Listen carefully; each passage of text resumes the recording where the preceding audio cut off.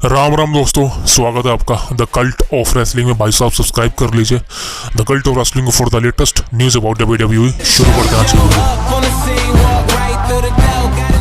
दोस्तों देखिए, आपने WWE कंपनी में एक सुपरस्टार का नाम सुना होगा, परफेक्ट 10।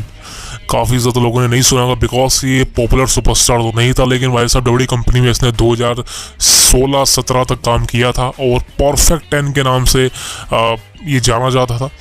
अब रिसेंटली देखा जाए तो भाई साहब इस बंदे ने AEW में काफ़ी अच्छा काम किया है। MJF के साथ इसका सेगमेंट थे, MJF के साथ वॉर्डलो के साथ काफ़ी मैचेस हुए हैं इसके, और AEW कंपनी के साथ इसका कॉन्ट्रैक्ट खत्म हो गया था। उसके बाद इतने AEW कंपनी के साथ कॉन्ट्रैक्ट को रिसाइन नहीं करा और AEW कंपनी ने भी आई थिंक कॉन्ट्रैक्ट ऑफर नहीं किया।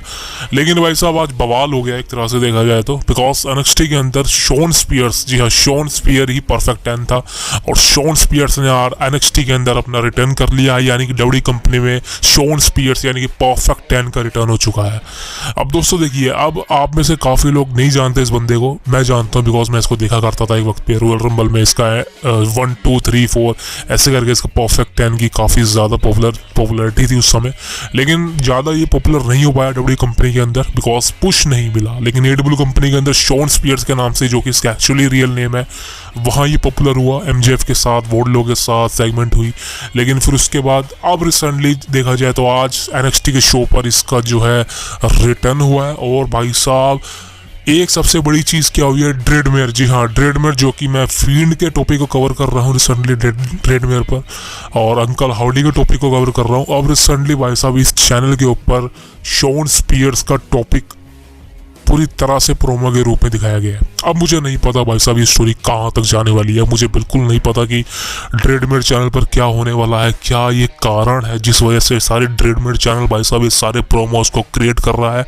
बट भाई ऐसा लग रहा है कि कहीं ना कहीं कोई स्टोरी लाइन को बिल्ड किया जा रहा है किसी के लिए, बिकॉज सबसे पहले बो डैलस का आना, फिर अंकल हाउडी का, फिर फील्ड के रिटर्न के रूमर आना, एंड नाउ शॉन स्पीयर्स का सारा प्रोमो को क्रिएट किया जाना।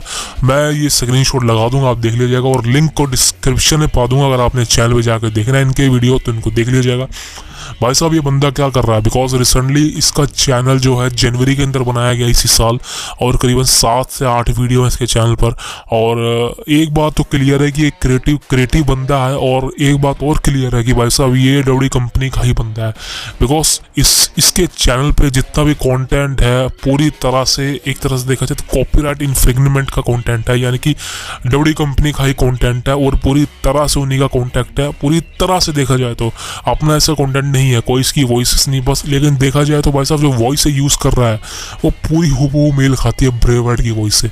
अब देखिए, मैं ये नहीं कह रहा कि ब्रे वाइट की वॉइस को कोई कॉपी नहीं कर सकता, आजकल आर्टिफिशियल इंटेलिजेंस का समय है, AI की मदद से आप किसी की भी आवाज़ को कॉपी कर सकते हैं, समझ सकते हो आप, तो समझ सकते हो कि ये बंदा करने की कोशिश क्या कर रहा है। अब दोस्तों देखिए, दो चीज़ें हो सकती हैं यहाँ पर कि शॉन स्पीयर्स का NXT में रिटर्न हुआ है, अब मेन रोस्टर पे उसका रिटर्न होगा, अभी नहीं होगा, लेकिन भाई साहब हो सकता है कि WWE कंपनी उसको रिबिल्ड करे एक नए चेहरे के साथ, एक नए रिबिल्डनेस के साथ, because Shawn Spears is a new name.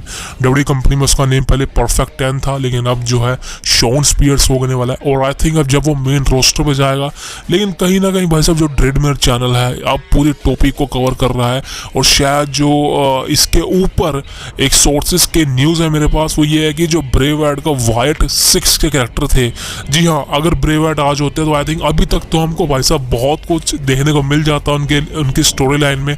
White 6 के आई थिंक सारे कैरेक्टर रिवील हो जाते, बिकॉज एक समय पे काफ़ी ज़्यादा रूमर था कि कैरिन क्रॉस वाइट 6 के मेंबर होने वाले हैं, ब्रॉन स्ट्रोमन भी वाइट 6 का मेंबर था, एरिक रोवन भी वाइट 6 का मेंबर था, तो ये सारे रिटर्न होते हैं। बट रिसेंटली सभी ब्रे वाइट के जाने से सारा कुछ बदल चुका है।